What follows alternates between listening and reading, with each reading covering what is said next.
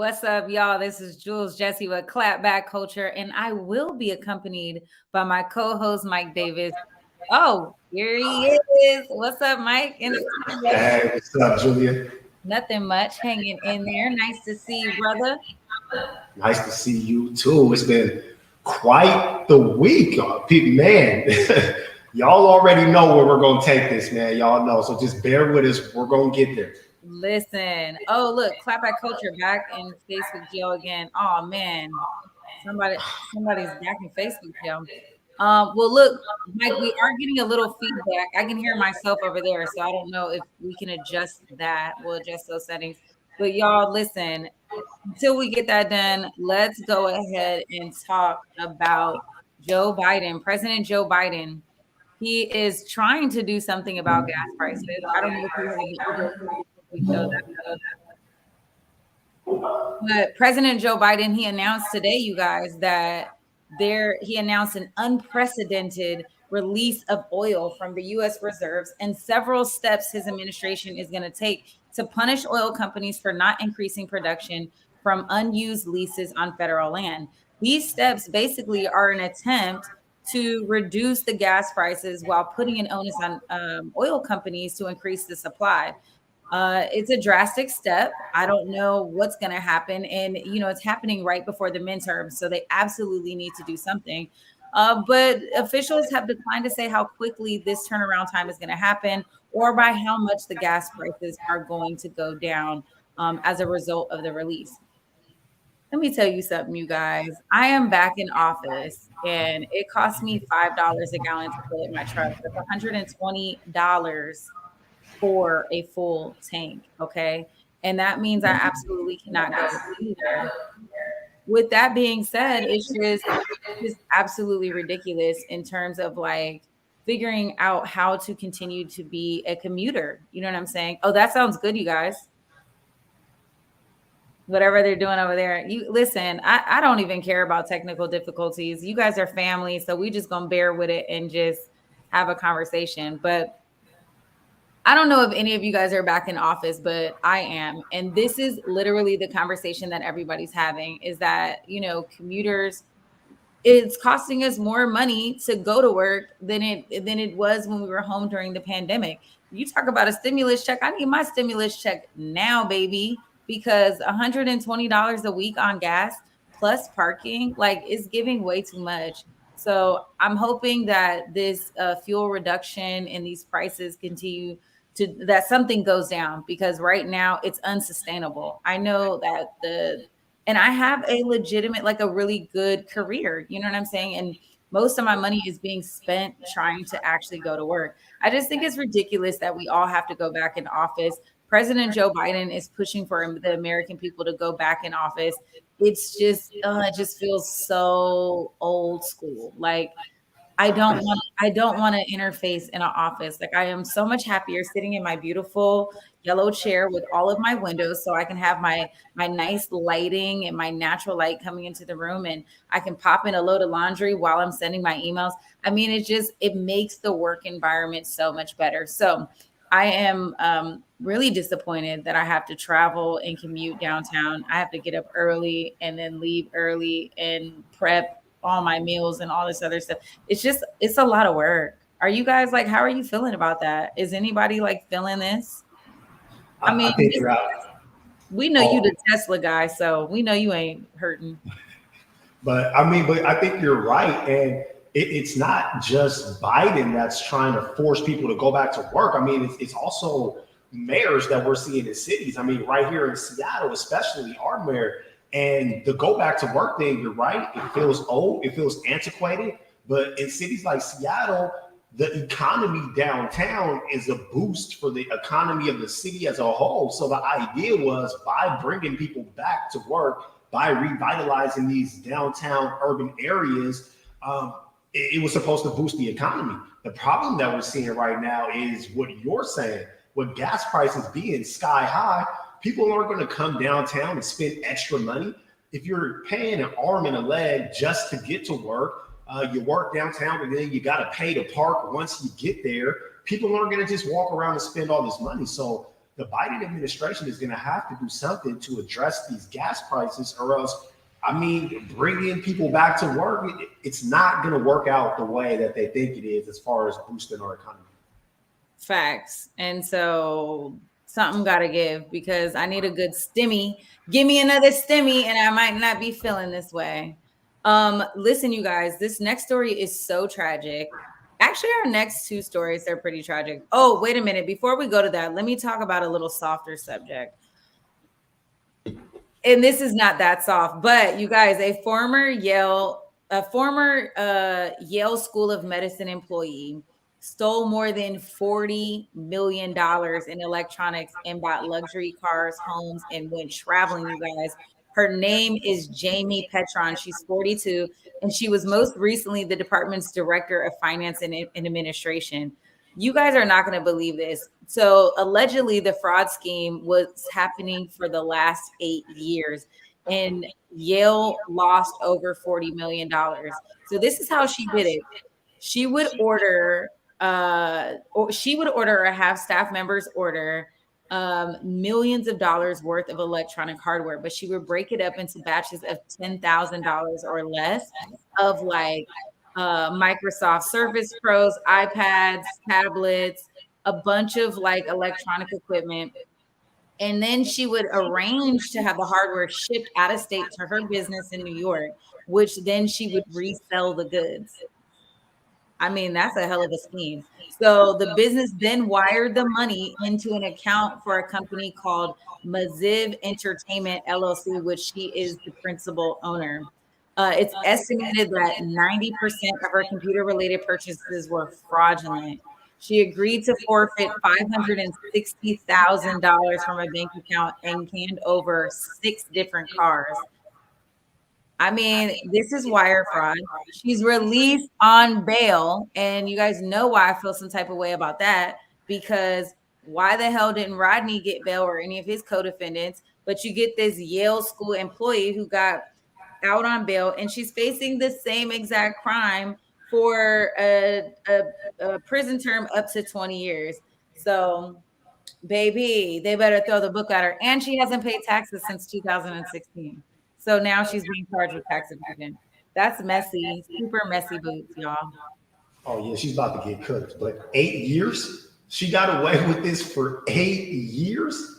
Yeah. And how you steal 40 million and only got to give back 500,000? What happened to the other 39 million? I mean, I'm saying, I don't know. It's crazy. It's just so crazy to me. This is a really dope fraud scheme, though, honestly. Like, she was keeping her stuff under the radar. She was like, nah, let me make sure I keep it under 10,000 or less, because as the director of finance, she didn't have to have anybody have oversight for transactions below $10,000. So this is what happens, Mike, when you get too greedy. You know what I'm saying? She should have did this, got her, you know what I'm saying, got it off, did her thing, and just got up out of there. But that's what happens when you go too long. Man. Years ago. She could have stopped years ago. And man, she did all this just to buy cars? That's what this was about? That's the wild thing too, man. You stole 40 million. You didn't plan retirement. You're out here trying to ride clean. You're buying cars in Gucci. Man, this lady's crazy, man. Let Mike Davis get some fraud, man. I'm gonna have a whole family on a beach in another country. They ain't gonna never see us again. I ain't gonna be. Who steals 40 million and is still going to work every day, man? She deserves to get caught. Yeah, well, she got caught and she's about to have to sit down and do some time. So we'll see. I mean, if them taxes, they're not playing. I mean, I honestly don't think she's going to get a lot of time. You know, her lawyers are talking about, she took responsibility, blah, blah, blah. But y'all, that's one hell of a fraud scheme. I'm going to let y'all know what happens in this case, because again, it touches home for me, because if she were a black male and got away and they did it with a loss amount of something far less, like not even in the millions, they're getting 10 years. She's getting 10 months. Yeah, they got cooked. You already know. All right, y'all. This is such a tragic story, but I had to bring this to you guys. I heard about this over the weekend and I just could not. Oh my God, my heart broke. So there's two cousins, you guys, 12 and 14, and they killed themselves while playing with a gun on Instagram Live. This is an actual picture of them on live. If you notice, the little girl she's 14, I believe. She has the gun with a drum. That is a drum at the bottom of it. And her and her cousin are playing around with the gun like they're doing like a rap video. Y'all, the gun goes off. The gun goes off and it accidentally kills the little boy first. And she falls. And then the gun goes off again and kills her. She's at home, or she's at a relative's house. They're celebrating all of the March birthdays. So it's tons of family that's all there. It's 2 o'clock in the morning. So everybody's just kind of probably, you know what's going on. They're 12 and 14 years old. They don't need a babysitter. So they're in there doing whatever they're doing. How they got the gun, we don't know. But the mother, the cousin, the way that they're related is that their parents are brother and sister. So this is just tragic and absolutely heartbreaking. Um, the victims were located inside the residence, suffering from puncture wounds, according to the article, and according to belief, they were both pronounced dead at the scene. Police classified the incident as a murder-suicide because they're alleging that the little girl shot her cousin by accident and then committed suicide. I did see a little bit of the tape, and I didn't get that. The mother is basically coming back to clarify, to say that she said the kids were making a video on Instagram Live in which Paris, her daughter, was playing with the gun, but it went off and hit Karan, her nephew. Paris dropped the gun and it fell and it went off, to my knowledge, because the mom didn't watch the video, according to the video that I saw. But then she says that Paris picked up the gun by the barrel of the gun, and it went off. That's all I know. It was not a suicide. It was just a freak accident. Heartbreaking. Yeah, that's a tragedy. That's a tragedy, man. That's two kids. Two kids lost their lives on live. I mean, we got to lock up the guns. That's really what it comes down to. Whenever there's kids around, the guns are not safe being out. You got to lock them up. You never know what could happen. They were stunting, trying to flex on Instagram, and it's tragic, man. This is sad. You put this on there, and I seen this, and it's just so sad. I can't imagine what those parents, man, what those parents is going through, man. The cousins, they just, man, two kids in the same family gone. Ugh. There's nothing even to say. Like, I don't know why the hell they got a gun with a drum, but this also is like, I mean, they're on Instagram Live. You know what I'm saying? Like the fact that but that's what kids is doing, though. Like I thought that at first too, but this is the day and age. This is what kids are doing. They're gonna emulate what they see, and I'm not gonna attack rap. I'm not gonna attack culture. This is a tragedy. People are allowed to have guns, but you just got to be more responsible. You have to be safer with them, and if you're bringing a gun to the family function, you got to lock it up when you get there. I mean. Period. Have your guns if that's what you got to do, but you got to be safe, because at the end of the day, if the babies get a hold of the guns, things like this can happen. And it's an accident. It's just a really, really tragic accident. Yeah, but the gun has a drum on it, so it's not like this ain't no shit. I mean, somebody's about that action. Somebody in the family is about that action. Somebody's super about the action. All the family members, they walked in and were like, "Oh my God!" Like this whole. I mean, it's just. Listen, you guys, look it up. Read the articles. It's a heartbreaking story. There's just nothing more we could really say, but just. This, and honestly, Mike, this happens more often than you know. Like when I was looking through this and doing some research, I found several YouTube videos, you guys, where kids under the age of 16 were on social media going live playing with guns and accidentally killed themselves, because they're doing all this and they don't know what they're doing and it misfires. You know what I'm saying? And they accidentally shoot themselves in the head. So this is. I will say though, man, I can't drop a link right now, y'all, but feel free to reach out. I know a company, a Black-owned company that sells gun safes. I got my gun safe from a Black man that runs a company. So if you're out there, you got guns in the house, you need somewhere to lock it up, and you want to support Black business, I'll try to get that link, and maybe I'll have it up here next week for sure. Yeah, I mean, this is just such a freak accident. Like, there's just those kids, and they didn't. And I also agree with the mother. I don't believe that the daughter killed herself.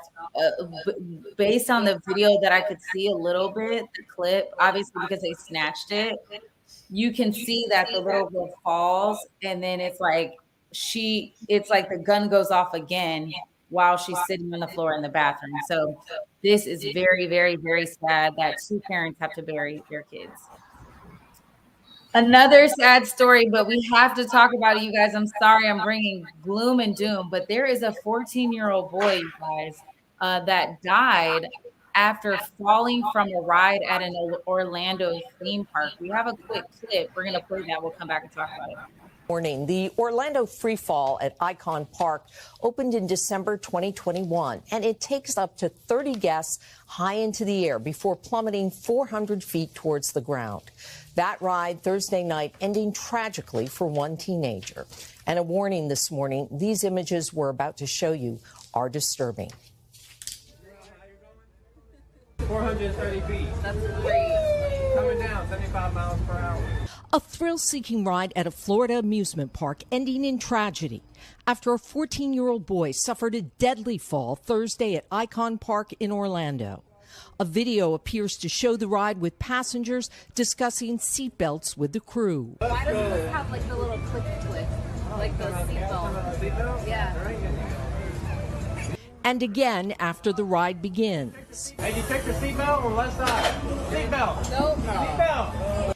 As the ride plummets toward the ground, the teenager can be seen falling. The Orange County Sheriff's Department later confirming that a 14-year-old boy was taken to the hospital where he died from his injuries.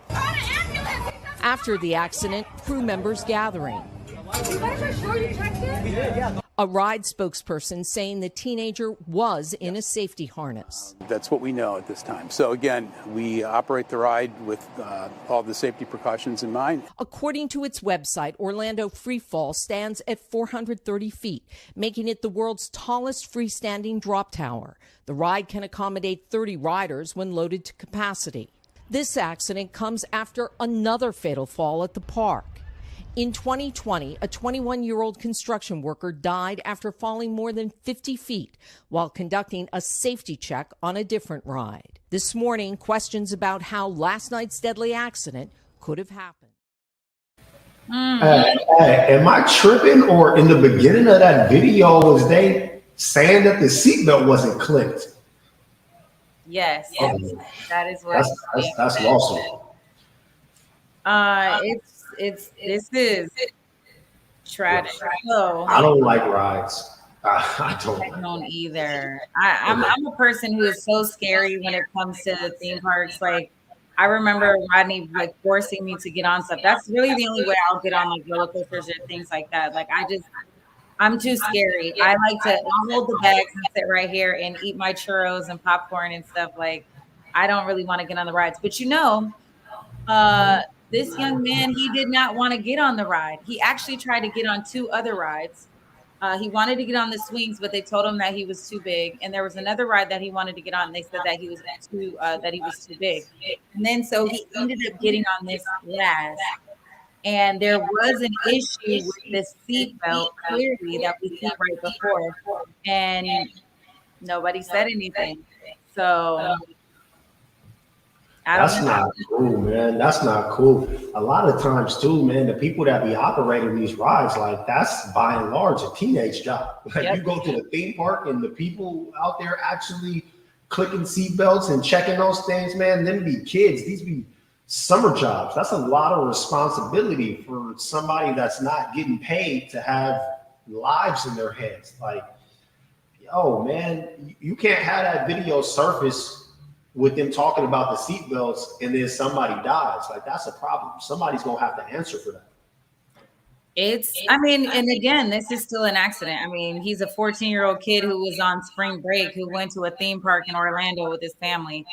Obviously, you just have no idea that you're going to lose your life on one of these rides. You assume that all of the safety measures are in place and that the ride workers are doing their job. But this is just absolutely tragic. I just cannot imagine how scared he was falling out of that. Like, whoo. Oh, it just breaks my heart. And so his family has hired high-profile attorneys. They have been on the case. And DNZ family, the popular TikTokers and YouTube family, are going to cover the cost of the funeral. I think we have an overlay for that. We could throw that up really quickly. But yeah, DNZ family, they're TikTok stars, and they were in attendance at the theme park that day. And so they're in conversations with the attorneys to cover the costs of the funeral expense, and they're using their platform to have other people reach out to the family and support in any way possible. So this is community coming together at best. Super cool to see the community come together. Hopefully there's something done to make that ride safe. Yep. Well, look, guys, people still gonna ride.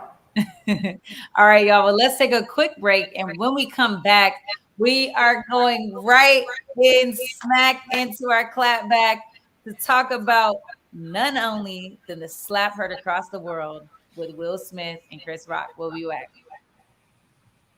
When the pandemic hit, it did affect me. As a barber, I had my own personal reasons why I didn't get vaccinated. At the time, I didn't check the actual source. I thought the vaccine was developed too fast, but I was talking to a doctor and he was telling me more about the vaccine and what it can do to protect us and our family. I wanted to get back to that once was, right? I do feel safe knowing that I am vaccinated. I just hope what I'm saying is reaching into people's heads to know that this is the best decision for all of us.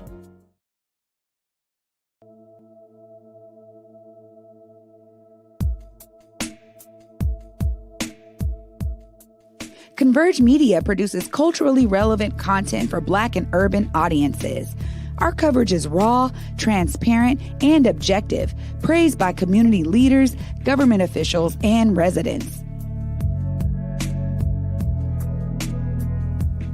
Support Converge Media today via Venmo, Cash App, or PayPal at Converge Media.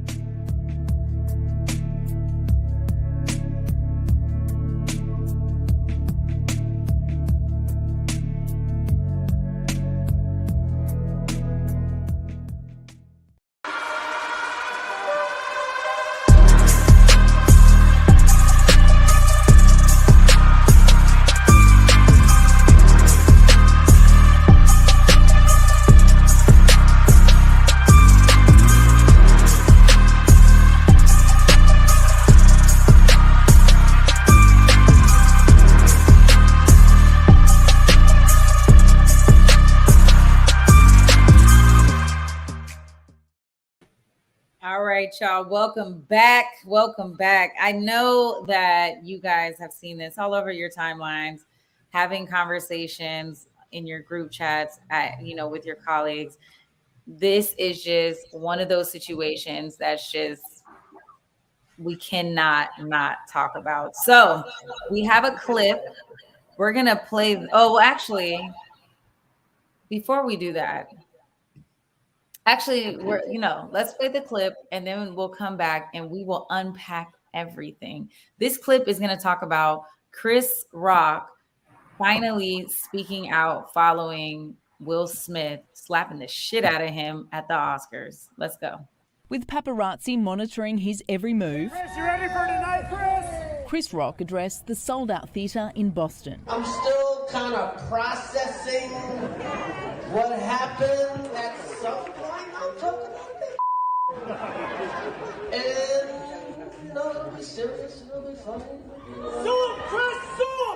We literally cheered for like 20 minutes. Oh, wow! That awful moment seemingly good for business. More tickets sold for his show overnight than there were in the entire month previous. Comedy clubs around the country making their feelings clear.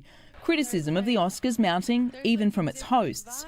In a now-deleted post, Amy Schumer praised Chris Rock and said she's still triggered and traumatised. For them to let him stay in that room and enjoy the rest of the show and accept his award, I was like, how gross is this? The Academy's Board of Governors meeting today, releasing a statement apologising to Chris Rock and saying Mr. Smith was asked to leave the ceremony and refused. We also recognise we could have handled the situation differently.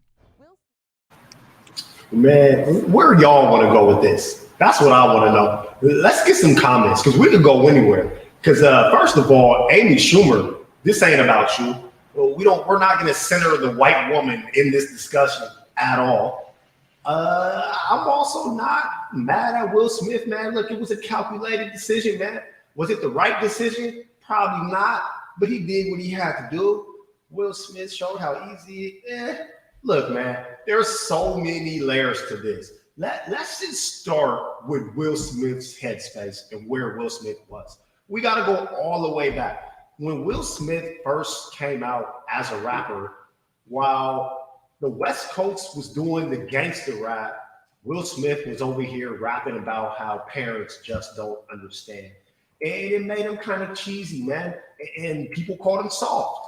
And then if you flash forward, he's dating Jada, and everybody knows about her relationship with Tupac. And then we get those comparisons, and then boom, then again, Will Smith is soft. And then we get the whole situation with the Red Table Talks, and Jada talks about how she had an entanglement with August Alsina, and then Will Smith literally becomes a meme because he's sitting at the red table and he's crying as his wife talks about sleeping with another man. And then again, we arrive at the place of Will Smith being soft. Then in 2016, Will Smith does the movie Concussion, where he used a horrible accent. Like, Concussion was a terrible movie. I really don't understand why he expected to win an Oscar for Concussion. It was awful. But he didn't show up to the Oscars because he didn't get the nomination. Jada also didn't show up. And then Chris Rock cracks the joke about how can Jada boycott the Oscars when she wasn't invited in the first place.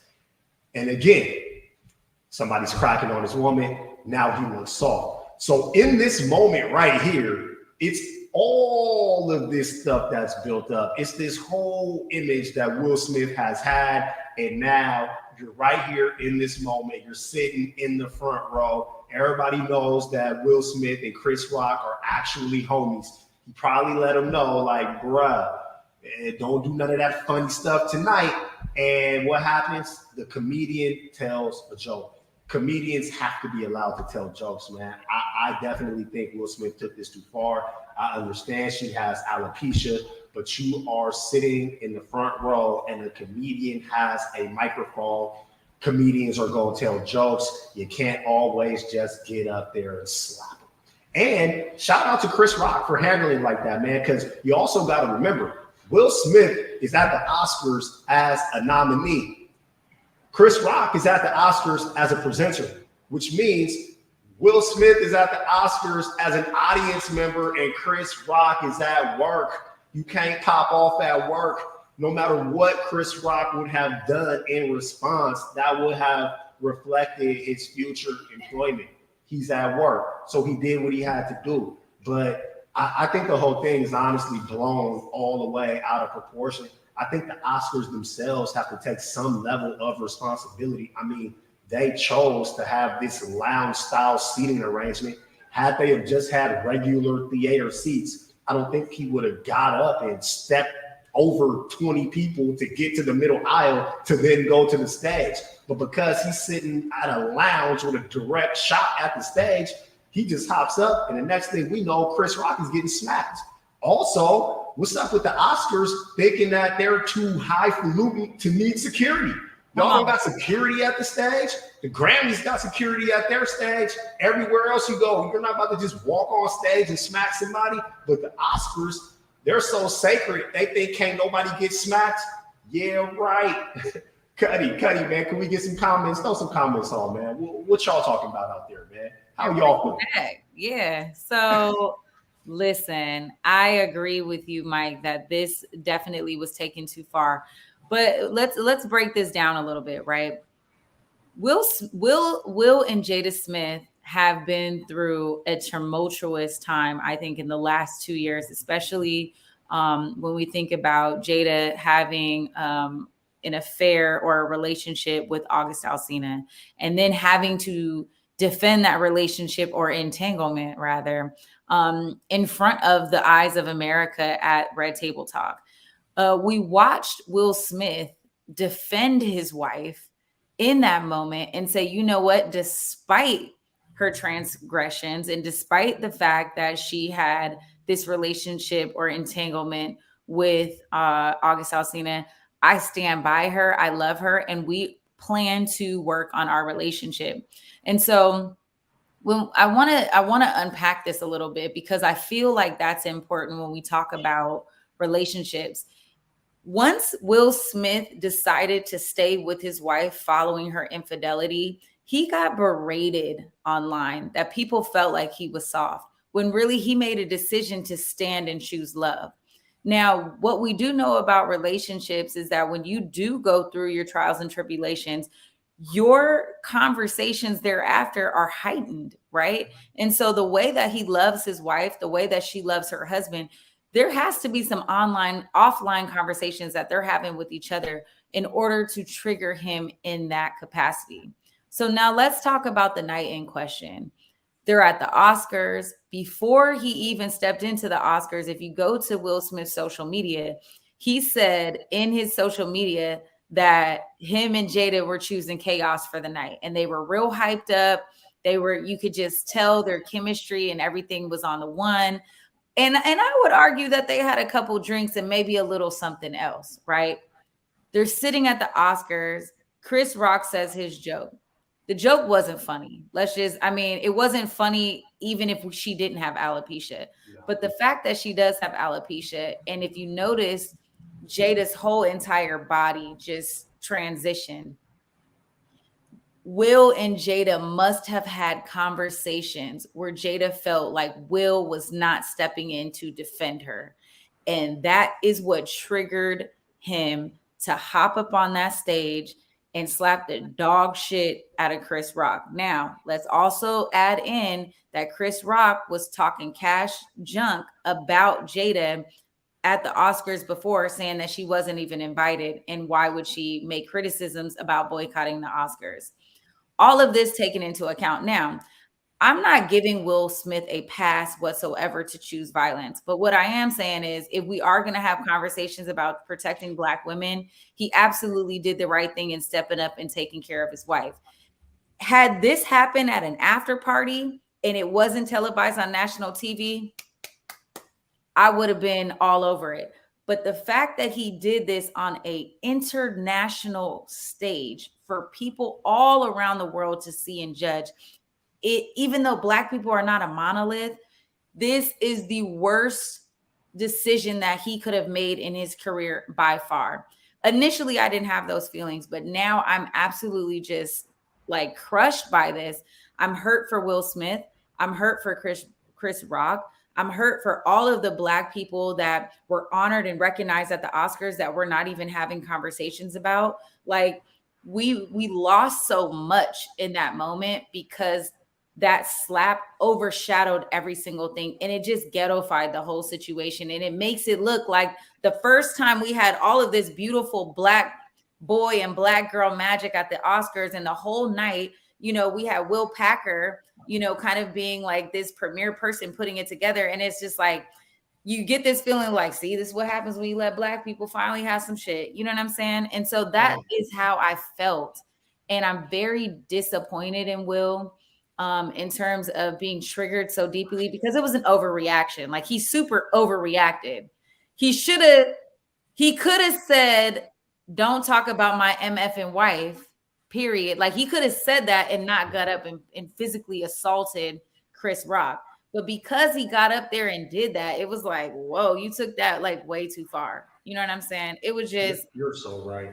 You're so right. And it makes me upset, to be honest, that we have to be in this place as Black people. because white people can do whatever they want and it's always individual.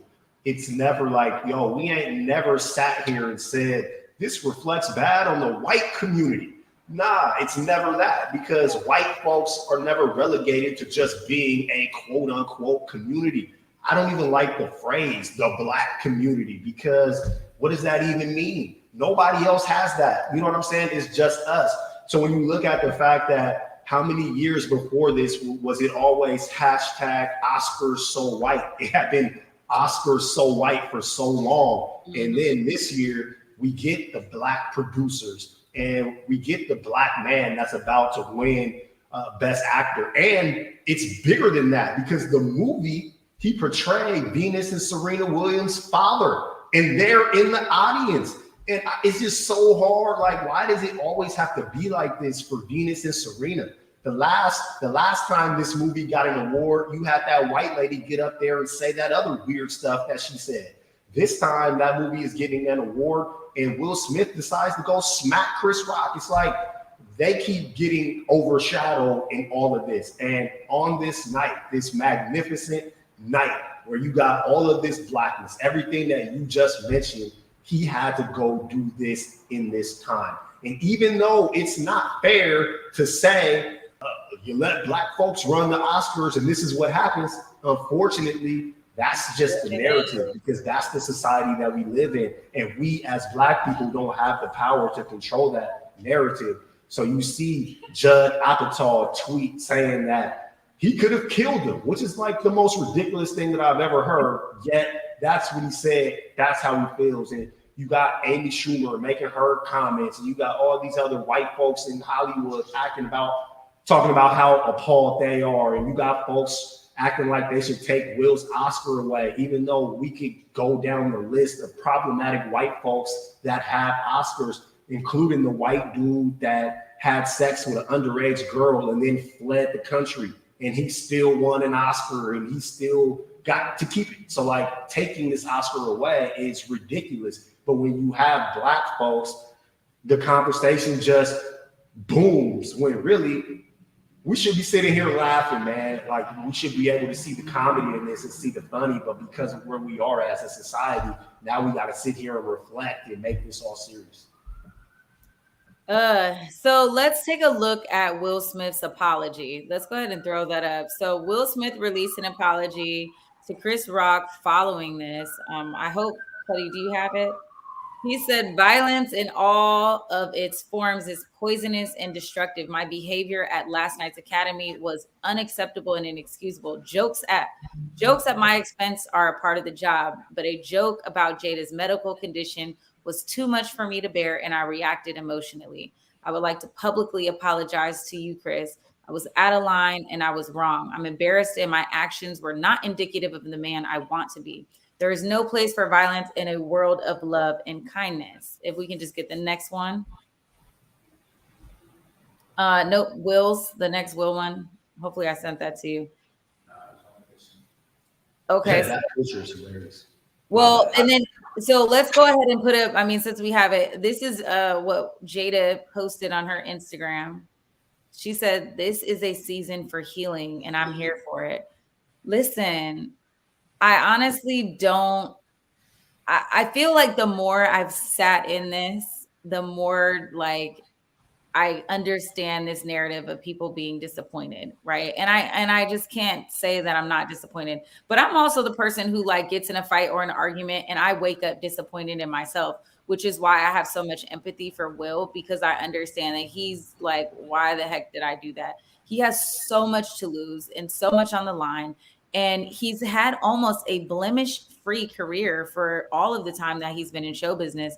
And to make this huge mistake on an international platform I mean, no one's ever going to remember that you won your Oscar. They're just going to remember that the year you won your Oscars, you also slapped somebody on stage. And not even just somebody, like you slapped Chris Rock. Like, Chris Rock is a cool guy and you guys are friends offline. Now, had you wanted to step to Chris and you felt like, listen, my wife got a medical condition and you're going to have to keep her name out your mouth, then have that conversation offline as two men, you know what I'm saying? And kick the bubble with him like that. But to slap him or to physically put your hands on him, I think it just was too much in terms of risking your career and your reputation. And he knows that, you know what I'm saying? And so I honestly think that the apology is remorseful. I don't believe that this whole idea and notion of like my wife's medical condition, I don't know if I believe that, but I know that love will make you do crazy things. And I think Can we put that comment up by Arlo? Is that the one? Hey, this blew my mind too, though, because Alec Baldwin tried to jump out here with a tweet as if he was outraged by the slap. As if, like, yo, bro, you just killed somebody, fam. Bruh, you killed somebody, a whole person. And you were the executive producer of that movie shoot. Yes. And you guys decided not to have the safety inspector because you were being cheap as hell. Alec Baldwin, I'm gonna need you to go sit back with your super young wife that you keep having all these kids with, and you guys just sit back and mind your business and let us talk about what's going on. And that's also why I'm saying this should have never happened in front of company. Yes. See what I'm saying? It just should have never happened in company. Had this happened at an Oscar after party and we heard about it, people fight after parties all the time. That's what he should have been. That's what he should have done. You guys should have shot the fair one after the party. You should never have diminished your platform. Let me tell you something. Never let your enemy see you sweat. Don't let nobody make you come out your skin like that. And that's why I'm like, I feel like Will was probably off a good one that night. I mean, his adrenaline was pumping. He saw his wife feeling some type of way. I mean, I think that's what it was, though, to be real. Because when you see the clip, at first, he's laughing. And just because he's laughing doesn't mean that he thought it was funny. We've all seen uncomfortable laughter. If you go back and look at that clip of Venus Williams when that white lady said that stuff at the other award show, like, was it Venus or Serena? One of them laughed, but it was a really, really awkward laugh. So I'm not condemning him for laughing, but he looked over at Jada and seen her reaction. The next thing he knew, he was slapping somebody. And the crazy thing too is that, man, look, I'm not opposed to putting your hands on somebody over your wife. I'm just opposed to doing it on stage in front of the cameras at the Oscars, man. I think you're absolutely right, man. They could have shot the fair room. There was so many different places. And also, what's up with the Oscars putting out that ridiculous statement? I do not believe that they asked him to leave and he refused. If somebody asks you to leave, there is no refusing. That ask is accompanied by security guards. Also, if you ask somebody to leave, why do they still get to stay there and receive their award and then go to the official Oscars after party? And at that after party, you play their music while they dance with their Oscar. Yeah, right, man. Stop trying to cover your tracks. You let that man stay. He slapped somebody and y'all did nothing. That's what really happened. That is precisely what happened. I mean, can you imagine them putting out the main event of their show? I mean, and that's why they let him stay. They couldn't. What would they have done with the award? I mean, the whole show was tied up around Will Smith. He knew that. He knew he was getting the Oscar before he even got there. I mean, that's what I'm saying. That's why he was off a good one that day. First of all, can we also just say that Jada was looking absolutely stunning and beautiful? And when I saw it, you know, my friends and I were in the group chat and we were talking about how bad she looked. Like, she is looking so good.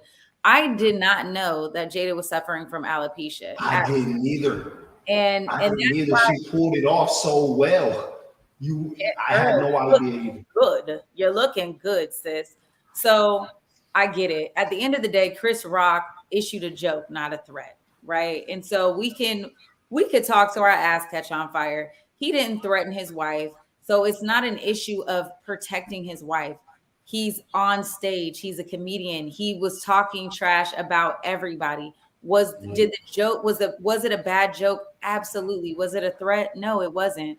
Did Will Smith overreact? Absolutely. And so unfortunately, Chris Rock might not have even wrote that joke. Like, let's be real. Like, this is the Oscars. There's a team of writers. That's the reason why a lot of comedians come to the Oscars and they're kind of corny, because all the jokes have to get approved.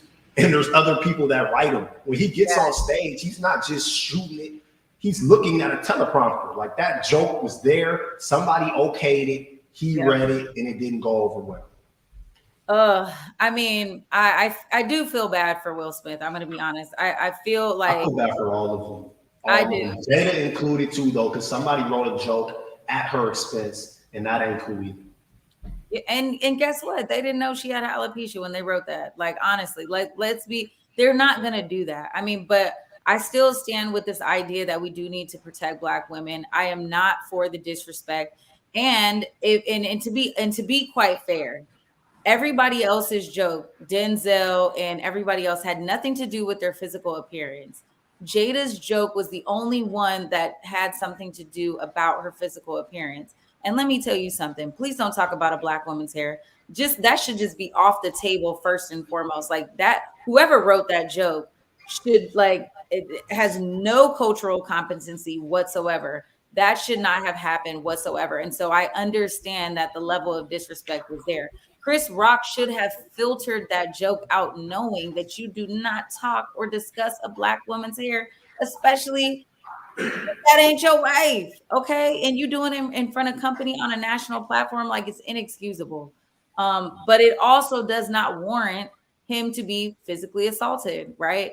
Now, if Will Smith and him needed to have a conversation offline, I get that. You know what I'm saying? I understand that, and I respect that, most importantly. And so what I'm saying is Will Smith should have had the reaction after the show and not during that, and really just overshadowed everything else that happened. Comedians got to be able to tell jokes, man. I get what people are saying. I understand, but at the end of the day, comedians have to tell jokes. I think the only standard that we need to hold comedians to is, was it funny? And no, that joke from Chris Rock was not funny at all, but I will always defend a comedian's right to tell jokes, man. And if you don't like it, feel free to say something. You want to check them outside when it's over, do so, but going on stage and slapping a comedian is not cool. And anybody out here that's ever watched an award show knows, like, this is the time. This is what happens, man. Ricky Gervais, is that how you say his name? Man, this fool, man, he flames celebrities whenever he hosts anything. Like, that's what he's known for. So being a celebrity and going here, like, this is the time when y'all get to get made fun of. You're always on your high horse. You come to these shows, we're celebrating you. The MC is gonna make fun of you. You can't go slap him for it. Facts. Don't sit in the front row at a comedy show. Well, look, that's our show tonight, y'all. You know, we had to add and weigh in on this conversation. There just was no way we weren't going to. But we will be back next week to talk about more topics. Make sure you pull up and send those. Mike Davis, you're in the studio today, but when you are not there, where can they find you? Man, South Seattle Emerald, wherever the South Seattle Emerald is, you will find me. I am also on the morning update shows Wednesday morning. And tomorrow I will be on KUOW Weekend Review. So check me out there too. All right, y'all. Well, I'm your host, Jules Jessie. You guys can find me on Instagram and Twitter at Treasure of JULES. Please pull up and follow me so I can follow you back and we can have some conversations. Send us show links. We want to know more. We want to know what you want to talk about for next week. Until next time, it's been real. We love y'all. Peace.